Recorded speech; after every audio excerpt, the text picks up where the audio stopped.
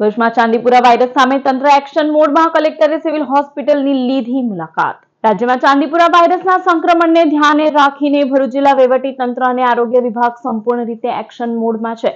જિલ્લામાં વાયરસના સંક્રમણને અટકાવવા અને નાગરિકોની સુરક્ષા સુનિશ્ચિત કરવા માટે જિલ્લા વહીવટી તંત્રના માર્ગદર્શન હેઠળ સઘન સર્વેલન્સ અને આગોતરા આયોજનની કામગીરી હાથ ધરવામાં આવી છે। ભરૂચ જિલ્લામાં ચાંદીપુરા વાયરસની પરિસ્થિતિને ધ્યાને રાખીને DHS પ્રોગ્રામ કમિટી, CHC અને PIU સમીક્ષા બેઠક તેમજ ચાંદીપુરા પીડિયાટ્રિક સંદર્ભે જિલ્લા આરોગ્ય અધિકારીના અધ્યક્ષસ્થાને બેઠક યોજાઈ હતી।